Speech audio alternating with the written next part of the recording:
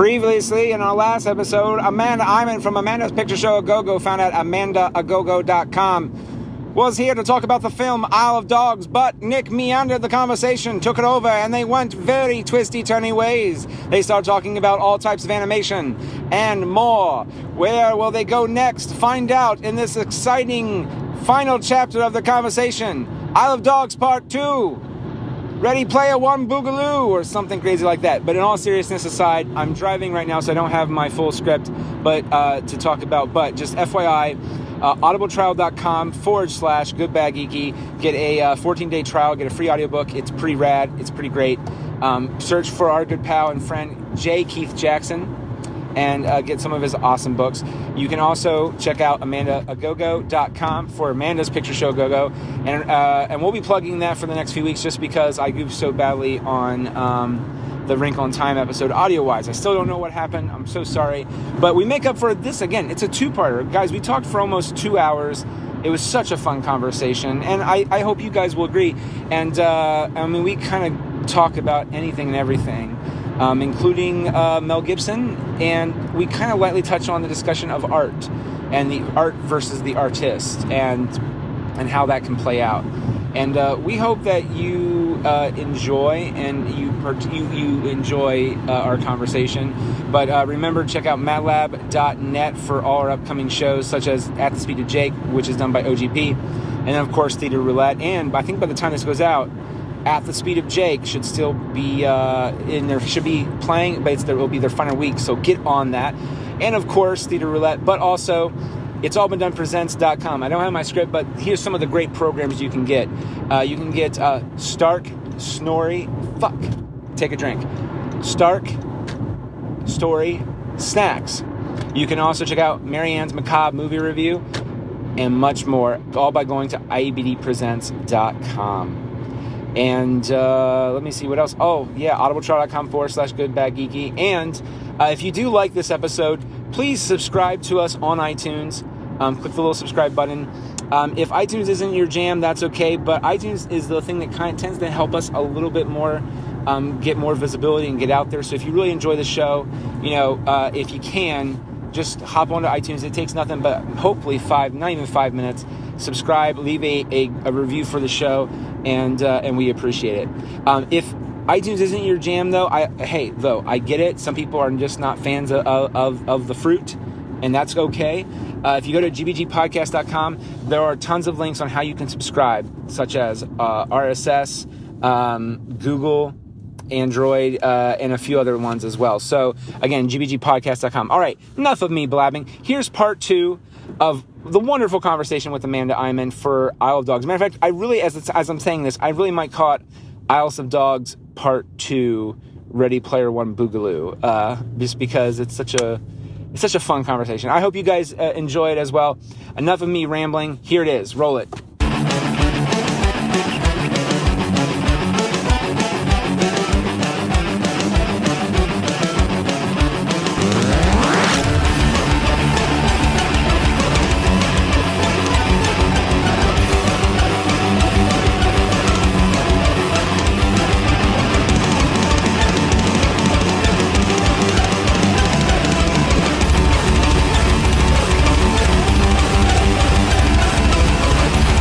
On a note not related to this, there's a French movie about a fox that came out last year. Have you seen it? I thought it was nominated. No. Not maybe as not in the main Oscar category. I thought it was nominated for something. But They're not a French. There's been a British animation that deals with a fox. The same animation group that does like the Gruffalo and stuff like that had some foxes in it. I'm trying to think. yeah, because there was like a little fox and a big fox, and it was all 2D. The fox in the stupid Google ain't fucking working the way I want it to, even though I don't have all the words I need. Oh, Big Bad Fox and Other Tales. No, I've not seen that. La Grande Merchant Renard. Okay, that is most definitely French. 2017. And I mean, the animation is really cool, but it's pretty much this, I think, this smaller fox finds a chicken, and instead of killing it, he wants to eat it. Instead of killing it to eat it, he actually kind of befriends it. and there's a bigger fox, and there's other tales with it too. But I remember seeing a trailer for it forever ago, and I was like, oh, that looks so cool. And then nothing. I didn't see it. Did it get a release in the U.S.? I thought it did. Okay. But it was like very low, like very limited. Yeah, not even like Isle of Dogs limited, like. Yeah, because I was gonna try to watch Isle of Dogs again today since I watched it a couple days ago, but it's only playing in 3 theaters in Columbus, and none of them are close to here, and the times were not going to work. Yeah, and I'm sorry, it's 3 little chicks, like freshly hatched eggs. Oh, okay. Yeah, it looks almost like a cartoon. What a cartoon from Cartoon Network, but it's but it's not like crappy Hanna-Barbera animation. It's like, you can see the hand quality to it, right? But you can also see it's also like probably done on a Wacom tablet, like digitally done, but still in a 2D way, which because the watercolors that are done like right here, but also the lines are too crisp to be 2D almost. Because I feel like if it was more 2D, like officially hand drawn, like on paper, it would look like the old Disney cartoons where you can see the lines constantly moving, kind of thing, which is fascinating. It bothers. As a matter of fact, I have sometimes problems watching those now because it. Oh, really? Well, I'm too used to, which is sad. Well, no, even the classic Warner Brothers cartoons, they got a little sloppy. As Disney went on, like in Jungle Book, you start to see signs of it, where they're using the Xerox machine. Fun fact: find out which animator does the head bob. The head bob? Mm-hmm. Every Disney movie back then, from One of the Nine Old Men, one of his little quirks for animating is adding a head bob. You probably know it more from Shere Khan. Well, I don't know what you're talking about, but yeah, it's in a lot of Disney movies. I think it's Pogo. It's not Pogo. It's not. It's one of them. I know the King and Sleeping. Is it the King and Sleeping Beauty, or the Sword in the Stone? Does a very. Oh yeah. It's an animation tell. Oh, interesting. Oh yeah, man. When you start seeing some of that shit, you're like, what the fuck is going on? Wait a minute. I think it's Milk. I'll spoil it for you. It's Milk Call. Milk Kahl Call. That's what I call him. But Andrea Dejva, I'm not saying that right either, but he animated Scar, Hercules, Lilo. He goes over some of that. And like, for example, Ward Kimball, he is nuts. He probably should have worked in Looney Tunes, but he worked for Disney. And so, yeah. Anyway. Yeah. Yay, animation. This is what this has become at this point. I'm just so happy that they still make stop motion animation. Yeah. movies. Wait a minute. If I can find a GIF of it, head bob. Oh, Tigger is another one that does it. When he does the T.I. does that. That's that Milk Call did that one too. T.I. double good. The Milk Call head swaggle is what it's called. Baloo did it, and thus by default, Little John. Oh, okay. And I see I think they have GIFs of Prince John totally does that in Robin Hood. Oh, and so does Little John. Yeah, Little John. That's technically Shere Khan with a mane and a goofier look. Yeah, but that's from Bedknobs and Broomsticks, right? Sword in the Stone, yeah. Oh, Bedknobs and Boomsticks, yeah, there's Shere Khan. That's the one that's most known for, and then Tigger's probably the second. But yeah, they all have little tells like that, but that's probably the one that's most like, oh, that's a huge tell. Yeah. But Disney would start to make it easier on themselves. This is how they would get away with a lot of stuff, and they would be heralded as so much greater than Warner Brothers, technically, is that they would take some of their drawings and they would just copy over it. And it saves them time, it saves them money, and then they would, yeah. Well, and also, and now too, in their defense too, with like, granted, Shere Khan and Tigger and the line from Bedknobs and Broomsticks makes sense. Yeah. When you get to like the human characters that don't even have the same shape, it's more of a timing thing. I know I can do a head swaggle in this amount of time while they're speaking, and it make him the move at least. And also it's kind of good acting in a way. The only problem is if you see enough of them, you're like, it's the same actor behind everything, but in a different way. Yeah. Yeah. Anyway, they don't really have that in stop motion per se that I'm aware of. Because there's so many of them, and they're just making their. Which I like about stop hand motion animation is every time you see them, it looks like the fur's just moving. In Isle of Dogs in particular. But yeah, because there's several times the fur is just like blowing in the wind, and you know that was it's just tiny one little person. Micro movements. appreciate it so much. Oh, yeah. Well, we have time if you want to. Do you want to talk Ready Player One? We can if you want to. Let's talk Ready Player One. We'll graze over it. We'll graze over it if it's possible. I enjoyed the movie. I did too. I've seen it three times. And I know earlier I was pointing that out. That would be my difference that I would do is if you're going to go full on tilt with a gun, you just go balls in. But again, that's not how Spielberg works. No. And I know that too. I feel like it's Nolan Sorrento at that point. I didn't take it as him seeing like, oh, this kid's enjoying it. I saw him look at the glow of the egg, and there was the part of him that enjoyed playing games long, long ago that's like, oh my God, it happened. Well, kind of, yeah. That's what I meant. Like, it's just more like he remembered a simpler time where he wasn't worried about the money. He wasn't worried about all this. It was just the fun of it. Yeah, but I did hear people literally in the theater last night when I saw it in Dolby last night go, what the hell? Yeah, like when he just lowers the gun. And I'm not going to lie, it's a little, yeah. But, I mean, it's Spielberg. Matter of fact, it's. I would say that's the most classic Spielberg moment in all of it. Mm-hmm. Because old school Spielberg would be like, well, if no one has to die, no one's going to die. Unless they, Yeah. Yeah. Now, did you read the book, though? I have not read the book. I just Neither have I. Ordered it. That's why I think I've enjoyed it. Well, because, like I said to you when I was on For a Wrinkle in Time, mm-hmm. I prefer to see the movies first and then read the book because you get a richer experience. And I also, because it's not up yet, but my episode for Amanda's Picture Show Go-Go on A Wrinkle in Time, when I went to see it again, I was able to drop some of the, it's different from the book here. Mm-hmm. I still didn't love the movie. Like, I still had plenty of issues with that movie, but I didn't. There's just so many. There are a lot, but I wasn't as angry about the changes from the book because I get too in my head about it.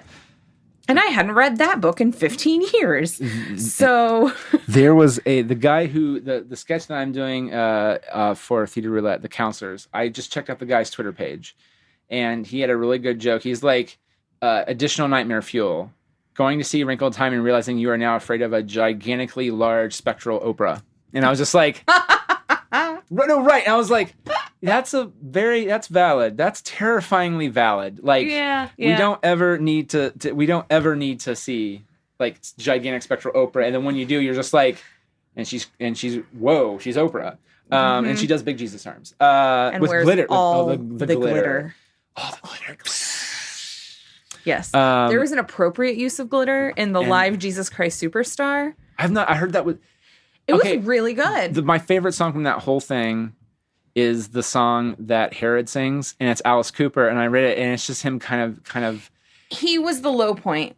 Yeah, which is sad, because I thought he did a good job singing, but there's no energy behind it. Like, and I thought he was going to, like, dance around more or something, and he didn't. Isn't he, like, in his 80s, though? At least 60s, if not older. Yeah. I thought he was, like, in his 70s, so maybe 70s, yeah. So that's why I was just like... it was stunt casting. It was incredible but stunt I heard casting. Everyone else was fantastic. Everyone else was absolutely fantastic. Jesus Christ. Yeah. Superstar. I know John Legend, the Gethsemane, like, it was pretty good, but our friend Chase can sing that song. He did Judas. And he did it for the cabaret thing. We did the... Well, he also did better than Jesus did during his... Yeah. Why is that Jesuses don't usually do that good? Because I heard... It's because the range changes so much from high to low. Then, you know what? Cast Judas, and then when your Jesus doesn't work out, cast someone else's Judas and move Judas over to Jesus. Because I feel like that's the... That's what Jeremy wanted Chase to do. And Chase was like, there's no way in hell I'm ever going to play Jesus. Why? He's a super atheist. So what? You can still hate God and not believe in God and... You know, I just know that Jeremy kept going like, Chase, why didn't you play Jesus? I'm sorry. Jeremy will still bring that up to me. I don't believe in fairies, but if you give me a chance, I would love to play one on TV. I don't know. You'll have to ask Chase. I know. But literally his range was so much better than the guy. Because every once in a while you hear like, there's that note, and then other times you're like, there goes that note. Nope. Mm-mm. But no, my Herod part was my favorite part of that show, especially that performance. And none of you out there will never know what we're talking about. Like three people. Just know that it looked like Dame Edna did the King Herod song, and it was glorious. And then when I turned on, the first clip I watched of it was the King Herod song with Alice Cooper, and I was like, well, he's Alice Cooper, and he looks like David S. Pumpkins. He looked like David S. Pumpkins, and I was really waiting him for it. It's just like, Jesus, what are you gonna do? Blah blah blah blah. And then Tom Hanks will come. He's like, any questions? and Tom Hanks would have been an excellent Herod. He would have hammed it up. I've not heard him sing though, and I know he would have, but I'm curious, like, what's his range? What his vocal range is. Yeah, that's true. I don't know. I don't think because I know the Jew-hating Mel Gibson has a decent range. Oh fuck! I'm sorry. The Jew. I'm sorry. Oh, okay. I watched Pocahontas recently. I watched it when it came on VHS when it came out. I was like, I hate this movie. I cannot stand it. It's just like, I don't love it. And it's not for historical. And I was just like, I don't really like the music. And then this time I watched it, I was like, the music's not bad. And Mel Gibson can sing. Jew-hating Mel Gibson can sing. Yeah. Oh, yeah, that's what it was. David Olgen Stiers passed away. And they said one of his favorite roles was he played the bad guy in Pocahontas. And he goes, everyone knows me of Beauty and the Beast, but I prefer Pocahontas because it more harkens to my opera work and musical work. And I was like, I'm fascinated. So I went back and watched it. I was like, yeah, you're right. The music is good. You're really good. You have a little bit of air for the theatrics in that one.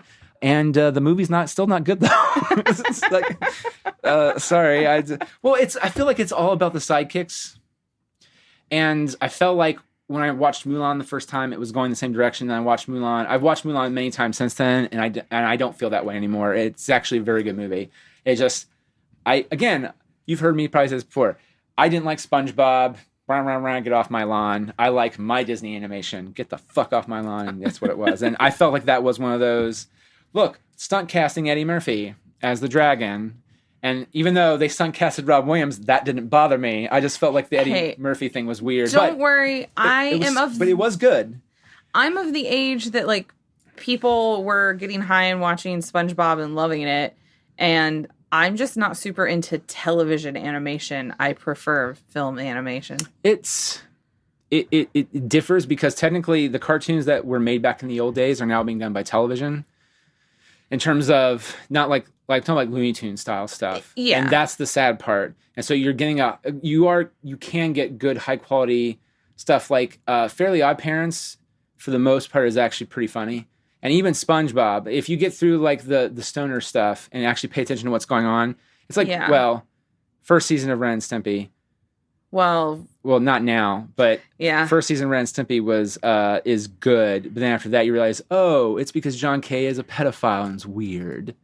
Well, he's weird, but now you realize he's a pedophile. And by the way, that was a rough read. That was a horrible read because I used to because you posted that, and I was like, I've got to read this, and I felt sick to my stomach. The whole time. It looks just as good. Matter of fact, I just watched those movies almost more for the animation. I've actually never seen those movies. The first one is actually annoyingly good, and the second one feels like Adam Sandler got his hands officially involved in it. Oh, yep. And then the third one, I hear it's a little bit of a back and forth between. I hear it's a little bit of both. Okay. So because Jenny Tedeschi is. He was the main force behind the first one. Adam Sandler was just kind of in it. He produced it, and then apparently the second one, I think Hollywood Reporter said there was a big battle. Like Tedeschi almost walked off the movie because Sandler was like, "I want to do more of my thing," and it was a whole thing. And so I'm surprised he came back for a third one. But I think Sony. It's called money. Well, I think Sony canceled Popeye, the Sailor Man, and the demo reel for Popeye looked amazing. It looked the same kind of thing, and I think. I don't know. Maybe they held it over him or something. I don't know. And then also on top of that, money. Yeah. Well, they did finish Samurai Jack, and that was by Tardeschi, and that's beautiful TV animation. Oh, Jeremy loves that show. I will throw out there, John Kay thinks that's the worst animation ever done. And I'm like, he thinks the Iron Giant is some of the worst animation ever done. And I'm like, you're nuts.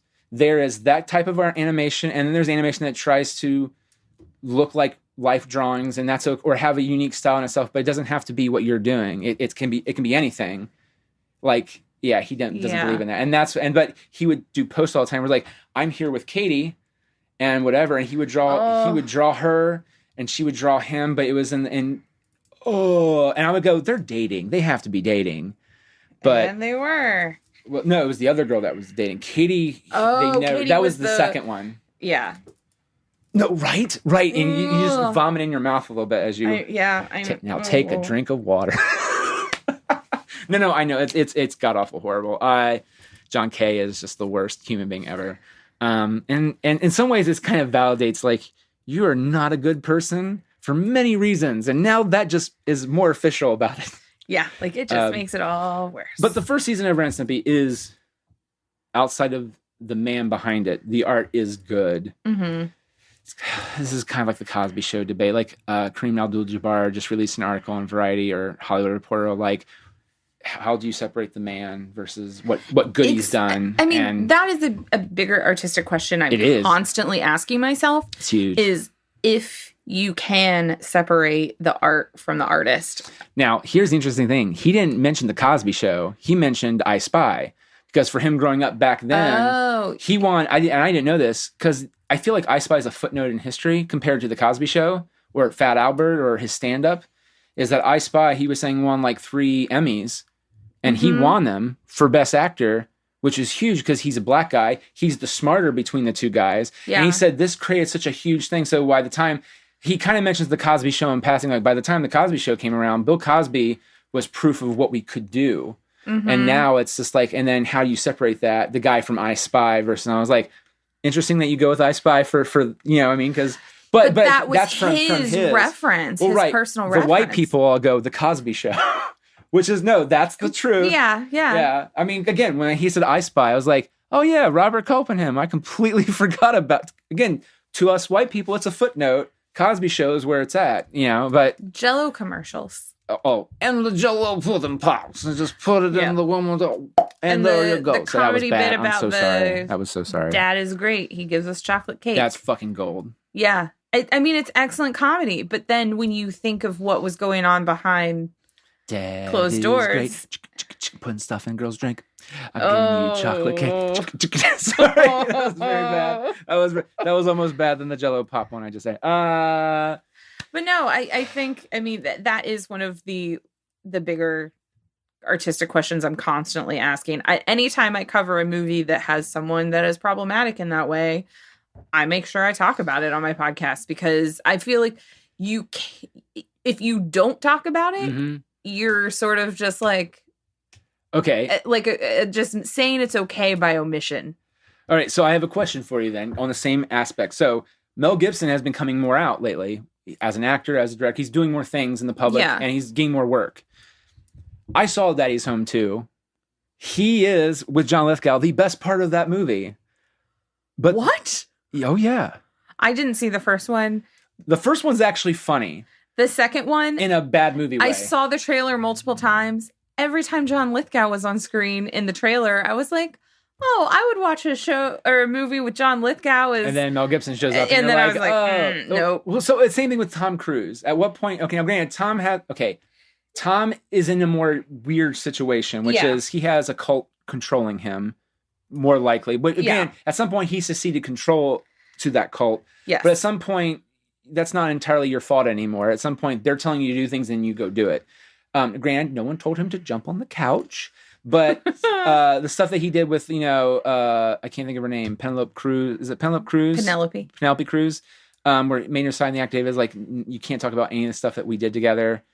And they were only together for 2 years. Because it was during Vanilla Sky when that was it. Penelope Cruz that he was dating. That I thought it was a different woman. It was the girl from Vanilla Sky. Okay. Because I remember that was her first huge splash in American cinema, and then after that, she's been in American cinema since then. But yeah, whoever that was, I think it was her. Yeah, she talked about I can't. I signed a non-disclosure, and I'm just like, Jesus. And apparently they all have, and I'm like, and I know that's not necessarily him, but he allows it to happen, which means, and then also just some of the controlling, again, part of his cult that he's in made him do that to Katie Holmes. Katie Holmes is like, I don't give a fuck. Well, and she good for her. She kind of talks about it. I went to high school with some of her cousins, so I was very happy when she got free. Yeah, which is also weird. Who is she dating now? Or married to now? Isn't she married to someone else now? Doesn't matter. I I'm know. not sure. For some reason, I confused her and Mila Kunis together. Mila Kunis is married to Ashton Kutcher, who Kutcher. broke Demi Moore's heart. Can we talk about that? Okay. When Twitter was like blowing up, remember the big thing back in the day wasn't Trump. It was Ashton Kutcher versus Larry King for who can get 1 million Twitter followers. Oh, yeah. Oh, boy. Oh, yeah. The world was in better shape. I think man, Obama, man, let me tell you, those were good days. But no, legitimately, but him and Demi would tweet all the time together. Yeah. They would do all this stuff. And then one day she was tweeting or he was tweeting, but not together. And then you realize that they got separated because he cheated on her. And I think it was with Mila. And I was just like, I don't know. Oh, I thought it was somebody else, but still. You broke 80-star Demi Moore's heart. She had technically given up her career to be married to you, bro. And also people didn't want to hire her, but it's mostly, yeah. I remember she used to be in every movie and now she's really not anymore. And it makes me sad. And also when she talks, I can't tell that it's her. Cause I remember she had like a particular like weird voice to her. Not weird, but like, distinctive voice I felt. And now like when she was on Conan recently, I was like, cannot tell that's you.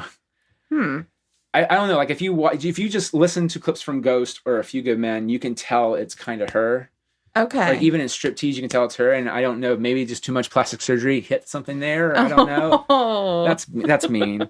I don't know. What were you asking about Mel Gibson though? Oh, Mel Gibson. So after seeing the movie, I was like, I kind of want to see a spinoff of just those two because that movie beyond that is not good.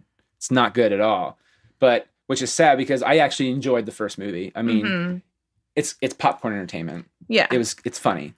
This one I was expecting the same thing, but best part of the movie doesn't matter. It's in the trailer kind of too. Is someone turns the thermostat all the way up to like 90. Oh.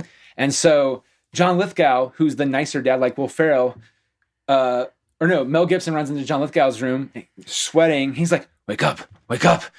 Someone turn the thermostat up." And it's like, who would do such a thing? Everyone knows the rule. You don't turn the thermostat up. And then Will Ferrell comes in sweating like, what's going on? It's so hot in here. It's like one of your kids turned the thermostat up. Everyone knows that's law. You don't do that. Like, and it's really funny. And then Marky Mark comes in and he's like, hey guys, what the hell's going on? Someone turn the thermostat up. And they see the kid who does it. And then Mel Gibson is like, you need to get your kids and kick their ass and get them in gear. And it's very just like awesome. And then the payoff to it is not that great, but that whole little scene is just gold. Yeah. And I was like, if I could just see that forever, just them doing whatever, I would be completely okay with it. But then you go question and go, but Jew hating Mel Gibson though. No, like I had a big issue that he got nominated for Best Director for Hacksaw Ridge. Hacksaw Ridge is a good movie. My biggest issues with it were directing issues though. Yeah. When you hate Jews, it's weird when they all nominate you to be in the... They're not all Jews anymore. That's an old Hollywood cliche. But that is a cliche. But no, I think that sometimes Hollywood has too short of a memory. But I also think if that movie had come out a year later, he wouldn't have gotten nominated. Really? Because a year later was after Me Too. I don't know, because no one was attacked. Here's the thing. He was doing tons of press, too. I think he did a Colbert, and Colbert went after people. He went after fucking Ben Affleck and Damon, and before they did their pussyfooting around it. Mm-hmm. But he didn't go after Gibson. I mean, he asked me, he's like, do you feel like you're in a better place now? But that's not... He softballed him. Is that because he's done so much, or other people have said like, oh, he's gone to therapy? Because I heard an interview with the guy in Hacksaw Ridge, Spider-Man. Oh, Andrew Garfield? Yeah, I heard an interview with Andrew Garfield. I think it was on the podcast Little Gold Men. And they kind of asked him about like what it was like to work with Mel Gibson. And he said this thing about how, oh, you can tell the man's been to a lot of therapy. And something about like, I don't know how Mel used to be, but the Mel I worked with was this way. Yeah. Which it felt very much like PR had been like, this is how you answer that question. To me, watching old clips of him on YouTube versus watching clips of him now in interviews, late night interviews, like Conan, Colbert, Fallon, all of them. Mm-hmm. He looks unhinged now versus then. And then I felt like he with his beard. Looks like with my birth father. Not and even it with the beard. freaks the fuck out he of seems me. unhinged when he talks. Because he doesn't know, kind of like me, he doesn't know when to stop talking. He just keeps going. But he's Mel Gibson about it. And it's like, it feels like any moment he's going to say something Jew hating or something that bad, very offensive. But then he doesn't. He ducktails it back and curtails it anyway. He's very anime. He's like, well, yeah, because I did this and blah, blah, blah, blah.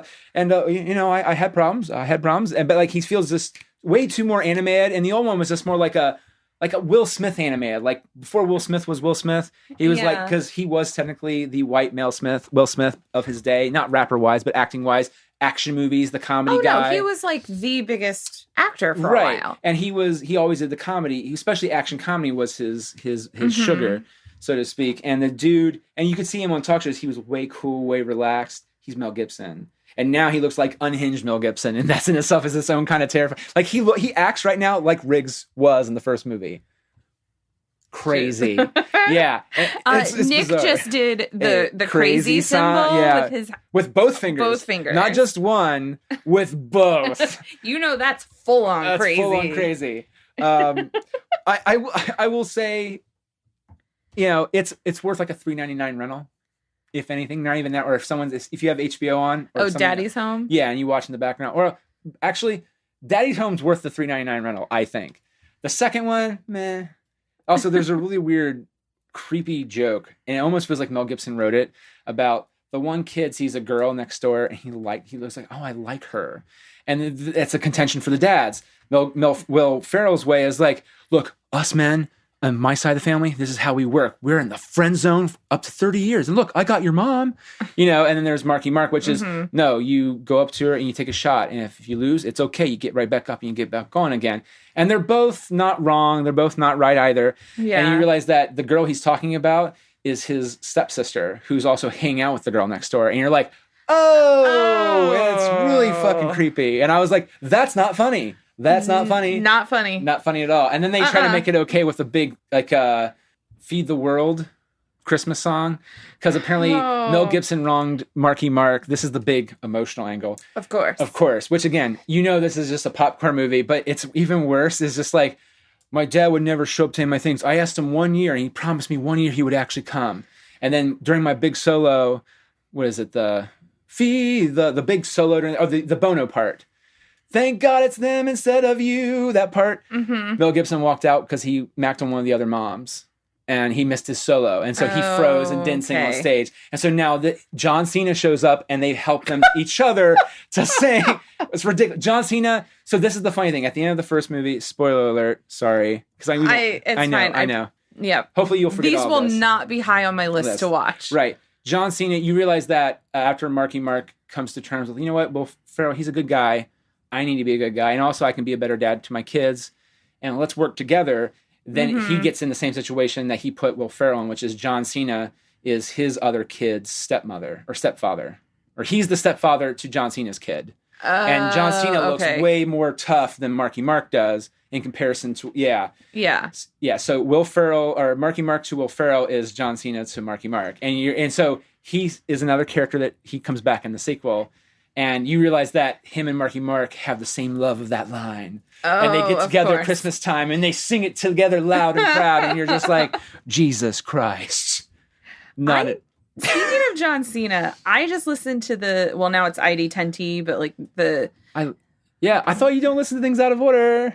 No, I do. Are you caught up? Yeah. Oh, I thought you weren't caught up. Oh, no, I'm completely caught up on Nerdist. Yeah, ID10T. I just listened to the John Cena episode. It was really good. It's annoying how actually good he is and charming he's like Terry Crews. I'm in the early Terry Crews phase of my relationship with him as a viewer, which is... Okay. You look like a jock, and I don't trust that. And now I'm like, Terry Crews is awesome. I want to see Terry Crews in everything. I saw a preview for something the other night. I was like, wait, is Terry Crews in that? Oh my God, I love Terry Crews. Is it serious? Terry Crews. Is it a comedy? Definitely Terry Crews. Terry Crews in everything, please. And the same thing, it's like, John Cena's the bull in Ferdinand. Ooh. Also, it's by Illumination, which doesn't mean a lot to me either. But I was like, yeah, and then I keep seeing clips of him. I was like, damn it, he is good. He's good in that too, even though it's horribly written but I for him. want to see Blockers. I've been hearing really good stuff about it. Yeah, that too. I want to see it too because it's Leslie May. Is Ike Barinholtz. I love him. He's so from weird. the Mindy Project. Yes, but he's been around for such a long time. Well, yeah. More writing, I think, than anything. But that blows my mind though that he's just now starting to be seen more as an actor. And it's funny. It's like I felt like once the Mindy Project came out, because it's been on for like 5 years, 6 years overall. Something. It just ended. On Hulu. I thought after the first season he would be in way more movies. You know, he was in Neighbors. Yeah, he was. That's right. He was funny in Neighbors. Was Neighbors too good? I haven't seen it yet. I wanted to. Okay. The Sorority Rising or whatever. See, that's me. At this point, I'm kind of waiting to watch it with my sister Faith. My sister Faith, not her face. I'll watch it with her face also, but my sister Faith loves the movie Neighbors. Peel it off and just watch it with us. Like, you like the Joker in the Batman comic books where Joker peeled his face away. And because that's the thing, he thought Joker was dead. And then he shows up one day and the Joker's face is skinned off and peeled on. He's like, who has the last laugh now? And then became a whole story. Yeah, anyway, I'm not going to peel my sister's face off. You can put it back, I'm sure. I love her. Staple it together. And I also don't want to go to jail for assault. Well, I mean, if she's okay with it, it might be okay. You don't know. No. Hey, Faith, are you listening? Do you want me to peel your face off? I'm guessing you don't. I can do it with a nice bottle of Chianti. No, that's weird and messed up, and I'm sorry. No. But yeah, I've heard Neighbors 2 is not quite as good as Neighbors, but it's still fun. Okay. But Neighbors was surprisingly funny. Like, I really enjoyed that movie. I view that as Daddy's Home. It's the same kind of thing. Okay, let's be honest. It's probably way worse than Neighbors 2, but it's the same thing. Daddy's Home, surprisingly good. Yeah. Now, granted, though, it's also way more our adult Neighbor. So it's right. Yeah. Yay. Yeah. There's not kids, underage children, except the baby. There is a baby in the baby in the movie. There's a baby. The baby. By the way, I did watch, do not watch it. It's horrible. Do not watch Seth Green's Hilarity for Charity. It's not good. I couldn't finish it.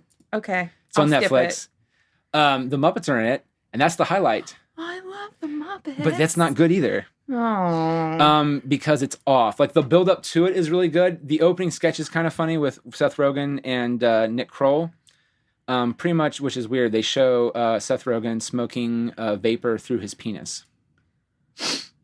Oh, okay. Yep. I'm making a face right now. Yeah, you are. It's not. It's more of a. Yeah, again, I want to throw up a little bit. It's not really his penis. It's actually a prop penis. And then the joke is because it's recorded, it's like, just so we're covered for all those in different parts of the country, we don't want to offend anybody. So here is a circumcised penis. And they draw like a big wooden penis and they take the vape and they puff it. And it's like, here is an English penis. And it has like a little, like, the little, I can't think of it. Where are the guys that guard they can't move? Oh, the Royal Guard. Yeah, at Buckingham Palace. Buckingham, yeah. Right, see the name? You're getting what I have. I'm sorry. Okay. You're rubbing off on me, Nick. I'm sorry. Okay, let's go with this one. They bring out a French penis, has a little beret. And the little scarf. Beefeater hat. Yes. They're not bobbies, but... Beefeaters. That's okay. It took me hours to remember the name of an actor the other night. I was in the Hocking Hills and we watched The Princess Diaries, which I haven't seen in a really long time, but we had no reception for cell phones or anything there. Yes. So we were watching The Princess Diaries like on DVD, and my sister Addie was like, wait, go back, pause it. That was Zach from Gilmore Girls. So the guy who plays Zach in Gilmore Girls, have you ever seen? Which one's Zach? Lane's husband. Lane is the daughter's best friend. Yes. In the band. Yes. Her bandmate. He's also in True Blood. But she's like, I'm pretty sure that's him. He does not have a speaking role, but he is Mandy Moore's dancing partner in the beach scene. Good for you, Zach. And we paused it. We were like, it's Zach! And we were all freaking out. And then we were like, but what's his real name? 3-4 hours later, I'm driving home. Jeremy and I are 20 minutes from home. We're on an exit. Mm-hmm. I'm driving and I just go, Todd Lowe! And he was like, what? And I was like, Todd Lowe. That's the name of Zach from Gilmore Girls. Okay, we can keep driving now. Okay, so here's the thing. This is what I was popping in my head the whole time as you were saying that. Kevin Bacon game. But you can't use people like that. You have to use like someone who has a line and a decent set of lines in the movie that you know they've been in a few. Yeah. So for example, but here's the key. You know what the key to the whole game is? It's like 3 movies. It's actually Tom Hanks and Meg Ryan. They're always the key. Keep that in mind. Okay. Have you ever played 6 Degrees of Kevin Bacon? I'm surprised. I have, but it's been a lot. It's been a while. Yeah. It's always those guys though, because they've been in with everybody. Mm-hmm. They're like whores. They've been with everybody. They fucked everyone in Hollywood just by being in a movie with them. They're whores by proxy. But like, because I mean, okay, for example, Tom Hanks was not Punchline. He was in Punchline, but with Sally Fields. But what's the movie with Jackie Gleason he was in? See, this is my old age is now starting to destroy my. No, I'm not a big Jackie Gleason fan. I find him to be very crass. But he's old. And he's done older movies, is what I'm saying. And so you can get from that through Tom Hanks.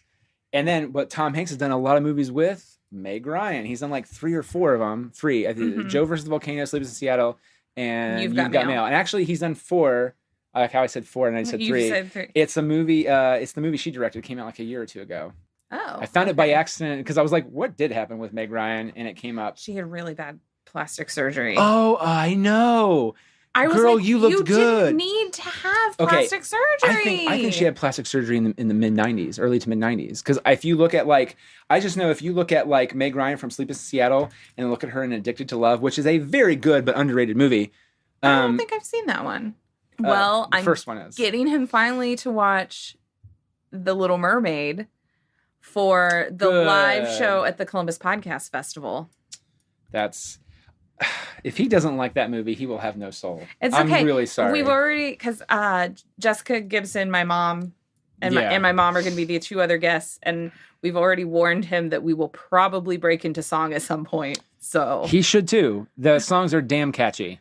Well, because I learned that Stephen had never seen The Little Mermaid because my sister Addie is in that show this weekend. Yes, she is. She's Ursula.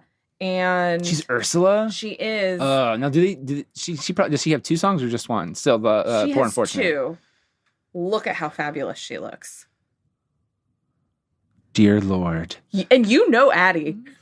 Yes, that almost doesn't look like her. I know. That's how she looks so great, and I'm not allowed to release this picture to the public until after opening night. Spoiler, people, you all suck, is what she's saying. Yeah, no, that's amazing. She looks amazing. Yeah. Is that why they don't release any pictures? It's just kind of the promo card for the most part because they want to keep the costumes and stuff under wraps. I think so. Especially, this is probably, from what I hear, the best production that they've done in years. So. Yeah, they're trying to keep some of that stuff under wraps. Under the sea, under the sea, under the sea, under but the sea. We had mentioned to Stephen at something like, oh, she's going to be Ursula in The Little Mermaid. And he was like, okay. And he was like, I don't know what that means. And I was like, oh. She is an evil sea witch who's an octopus. Here's the thing, and if you're listening to this, here's a simple fact. If you've seen Little Shop of Horrors and you find it mostly enjoyable, music-wise, you're going to really love Beauty and the Beast, Little Mermaid. Does he see Beauty and the Beast? He has seen the live-action remake. No. He's not seen the original 1991 yet, because that came up when we were doing Oscar stuff. God, that's horrible. Well, that was... Sean Wheeler was like, it's really good. You should see the original. Like, it's a good movie. It is good. Now, granted... The problems with that movie are fixed in the live-action version, but that doesn't mean the live-action version's better. Well, I always had the problem with the ending of the movie, which is like the tone is kind of a nice pace. It's not fast, but it's not slow either. And then the moment Belle gets attacked by the wolves, and then it's like we got 15 minutes. Let's wrap it up, and it's still really good. It's just like, oh, there's they're falling in love song, and I would kind of like to see more of them falling in love because she apparently in the first half it's very clear she hates him. And so I felt like as an adult, when you watch it now, you're just like, oh, it almost feels like the hatred's almost too high for her to... You don't get as much And now granted, someone pointed out in a video on YouTube, I think Lindsay Ellis, the former Nostalgia chick, she pointed out like in the new live action version, he gives her the library. He doesn't really... He shows it to her almost by accident. Not like... But I felt like that's way more natural though, than her just gifting it to him. And it feels like a very like a human thing, unlike the anime movie where it's like, I'm giving you the library for the books. and walks away. Even though he doesn't do it, but it can come off that way. Yeah. Especially if like he's mean and gruff to me all the time. The movie, he feels more human about it. He's like, oh, it's funny you're talking about Shakespeare. Let me show you something. And then, and you're just like, oh. And then when she rides away, the song he does is like, oh, Evermore was my favorite. Good. Right. I loved it. Right. Now, there's the rest of the movie that's the problem. But, well, I had a problem that they made the side characters way more, you care way about them more than you care about Beauty and the Beast. Oh. And that really irked me. Well, yeah, and then I was just like, wait a second. They're going to die, not just bees, but they're all going to die. Yeah. And I'm just like, well, I don't like Emma Thompson singing in this one because, no offense, she's not bad. It's just you're not Angela Lansbury. Yeah. No one would have ever. Nobody can ever be Angela Lansbury. At that point, I'm sorry. They should have just got Angela Lansbury back. I feel, and now granted, if they wanted her to sing and dance or whatever, like in like CGI, now I'm like, then you get Emma Thompson. And then you know what? If you tell her we're going to still have Angela Lansbury dub over your acting, I don't think she would be mad because then she would go, I got paid, yes? Okay, well, let's complain about Kenneth Branagh a little bit, okay? And she would move on, and that would be okay with it. I really do feel she would get, because that would be a pay or play situation. Yeah, It would be okay. So, let's see. Other things I liked about Ready Player One. The score from Alan Silvestri. Fantastic. There were parts where it felt like, and yes, there is some nostalgia, but it was a good score. It changed depending on the situation. You still got tones and like callbacks to Back to the Future, but at one point, it even feels like E.T. when they're like racing through the flats and the cars like slamming into them. It feels like that E.T. It's a Spielberg 80s blockbuster set in 2045. Well, it's a movie that doesn't have John Williams in it, but it has the essence of Williams in it in terms of how he scores, which is lost on today. And I think Silvestri, he said that in an interview. He's just like, they don't make movies like this anymore. No. Where there's movements for each character. Like Williams is the only one that still does it. Yeah. And that's why he only does like maybe one movie every other year, and it's probably at this point just Star Wars or Harry Potter. Yeah, and he did the post instead of doing this score. I'm okay with that though, because I mean, I'm bummed by it, but I'm also okay. But Silvestri did a fantastic score for this. Oh my god. Okay, so speaking of the score, as a nerd who grew up on, if you can hear this, wait a minute, wait for it. Something bad's happening here. Dun dun dun dun dun dun.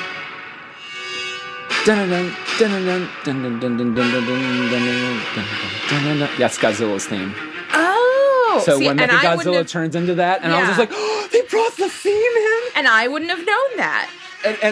And I know there's other cues for like they do like not a lot of cues, but he did cues to his own work in Back to the Future, The Shining, and I was just like, when they found the cube, and I was just like, Zemeckis cube. Wait, what the fuck does Zemeckis cube do? That's a weapon. And then they did the holy hand grenade. I was like, did they? I see. The thing is, I don't remember that ever going off in the original Monty Python. The Holy Grail. I was like, does that really do anything? It does. Which it does. And it's so cool.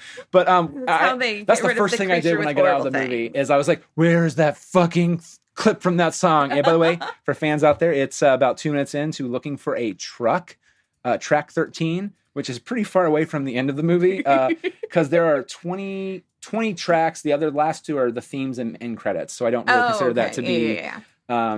So yeah, that's a pretty far away from the end, and that happens towards the end of the movie. So yeah, but there's a lot of music. Oh, it's so good. But it's fantastic. That made me, and also my wife got mad at me because I was talking too much during the movie. So when we watched the trailer, point of fact, she's never seen Back to the Future, and it's part of it's just because she got 10 minutes into it, and she's like, I don't understand time travel, and we had to pause the movie, and for 2 hours we talked about the basis of time travel, and she just can't grasp it. She doesn't understand how Einstein could go forward or backwards in time. Okay. And so it's just, she couldn't handle it. And so I was like, oh, you're going to have a real problem watching just the first one. Not even, forget the second one. Yeah. Yeah. And so she just couldn't watch it. And so when we saw the trailer for Ready Player One, everyone lost their shit when the DeLorean showed up, and she's like, I don't understand. It's just a car from a movie. I was like, it's the DeLorean. And so then she would go, well, who's that? What's that? Why are people cheering in the trailer? And then so when we were watching the movie, I was like, that's the DeLorean, Back to the Future, T-Rex, Jurassic Park. King Kong. And I just started doing that, and then it just never stopped. And it just kept getting worse. Like, oh my God, Sonic the Hedgehog, the movie, The Shining, directed by Stanley Kubrick, also starring Jack Nicholson. Are they going to have Jack Nicholson? And then they didn't really, but yeah. So, and she's just like, you would not shut up. And I was like, I thought I was doing it for you, but then but then I realized I really wasn't. Yeah, when Mechagodzilla showed up, I literally squealed, and people looked at me, and she's like, "You need to shut up now." And I was just like, okay, here's the thing. This is why if someone wants to really troll me on this one, they can say, that's the Godzilla theme and not Mechagodzilla theme. I was like, who fucking cares? It's Godzilla. Yeah. And I also feel like this movie is payback for like the Godzilla scene in Lost World Jurassic Park. I feel like he finally got to do justice to what he was trying to do. Because that whole scene in Lost World Jurassic Park with the T-Rex in San Diego. Oh, that's what he was trying to do. He loved Godzilla movies growing up, and he's like, I want to do a kind of an homage to that. Yeah. And then also AI. Granted, he did that as a favor in homage to his friend, and he just pretty much took all his storyboards and made Kubrick's film. Because a lot of people blame Spielberg for the ending of the film. It's not his ending. Yeah, that's Kubrick. But I feel like it's almost his way of saying, if you want to say I'm going to do something by Kubrick, here's how you do Kubrick. And I was just like that movie scared the shit out of me. And I don't find The Shining that scary anymore. That Ready Player One scared the shit out of me during that. Because I was like, I've never seen The Shining because I know it would terrify. I don't like horror movies. How did you do during that scene then? Because it's kind of freaky. The first time I saw it, it was Jeremy and I went to an advanced screening, and as soon as they were like, we're going into The Shining, Jeremy already had his hand out waiting for me to grab it and like hold tighter because he knew, and I was just like, it was nerve wracking. And when I saw it for a third time last night, I saw it with my friend Jessica, and she even like reached out for me at that point because she knows how much I don't like. I can kind of see her just going, okay. And just hold her hand out. Is this Gibson? Yeah. I can kind of see her just kind of, oh God, well, here we go. It was reaching out for me, but also like, holy shit, this is happening kind of thing. Yeah. So you can do, okay. Yeah. But I like third time through, I can handle it because I know what's coming. I think that the special effects mixed in with the real in the Shining sequence is fantastic. So good. And I guess to me, like when we first saw it, we heard this woman behind us that was like, oh my God, they skipped out this part where he's in school. And there's all of these things that there are Dungeons and Dragons references, and the clues are different, and this and this. And I don't understand why they didn't have this thing. And she walked away, and Jeremy turned to me and he goes, it's called licensing issues, and it's an adaptation. I agree with that. Okay. If you want to talk about Spielberg and adaptation issues, fucking watch Who Framed Roger Rabbit and then read Who Censored Roger Rabbit. Oh, I didn't know that was based on... Oh, Roger Rabbit's the bad guy. And he gets killed twice. How does that happen? Oh. Boom. Oh, yeah. Jessica Rabbit is a slut and only married Roger for his money. Oh, the only person who is consistent is Eddie Valiant. And the scene is almost word for word, except for how it's framed within the context of the story is different, which is the scene with Baby Herman coming to Eddie's door and going, I want you to help my friend, Roger. He's such a good guy, blah, blah, blah. Baby Herman is the only true friend to Roger Rabbit in the original. Yeah, Roger Rabbit. Okay, in context, real quickly, I'll try to. And Who Censored Roger Rabbit? It's not cartoon characters, it's comic strip characters. So the comic strip characters, they're 3D, but they're paper. Mm-hmm. So they're just as fragile as we are. They can like take a hit to an extent like we can, but like if Charlie Brown misses the football so many times, he's going to start getting back pain. Okay. Just like we would. So they can create something called a doppel, which is if they go to the store and buy the same pants, the same shirt, and they put all their like energy into creating a doppel, the doppel will last for maybe like a few hours or so. So when Roger, and also when they talk, they have word balloons above their head. So Roger gets killed, and his evidence, it's slowly disintegrating, is his word balloon, saying, "Why would it's trippy. It's actually cooler in different ways." But like when Roger shows up like a day after he's been murdered, what the hell? Which means it's his doppel. But how did his doppel survive that long? First off, or was that the doppel? But that's the thing is, if the doppel dies, it just disintegrates right there. Which then it's like, well, then how is Roger the bad guy? And also, is it that Roger or is it that Roger? Or are they both the same? You don't know. It's just, it's a mind fuck. And there's no Judge Doom. There's no Judge Doom. Okay. There's the DeGreasy brothers who, it's like Marvin Acme, Judge Doom, and R.K. Maroon split up from one person. Well, one thing I would also say with... licensing. Licensing is always an issue. Like, I should say. But having an adaptation...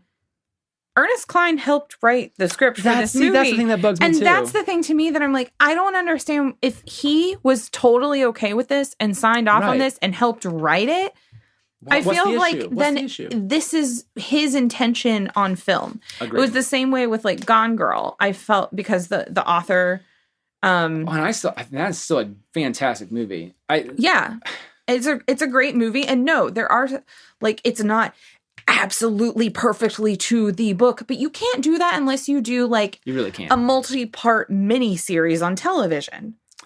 That would be okay too, but that's not what we're watching. We're watching a movie in a theater. Different. I agree. Yeah, that's a different form. And this is not like Lord of the Rings, and even then, Lord of the Rings took liberty. Yeah. Here's the thing: if you want, but I think on its own, Ready Player One is a good, fun blockbuster movie. I 100% agree. And I've seen it 3 times now, and I want to see it 3 times. Perfectly trying to see, like, okay, are there any weird, like, plot holes?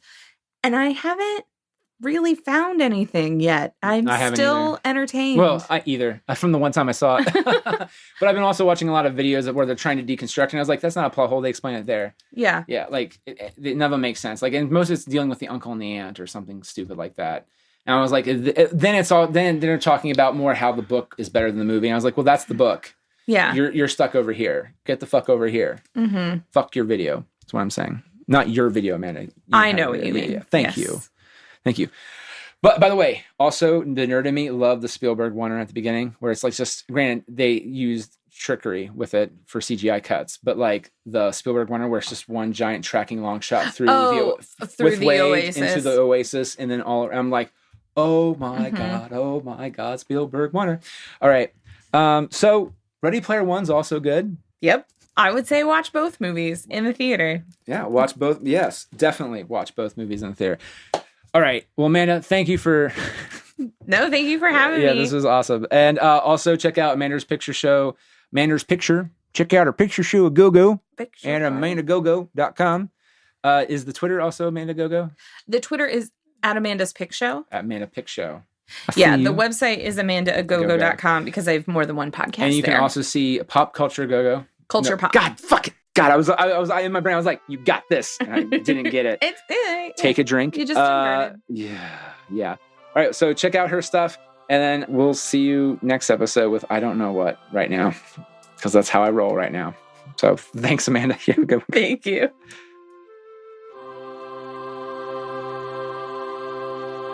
Get out of here without cheese! You're a creep! Go away! We're having a good time until you showed up, cheapers!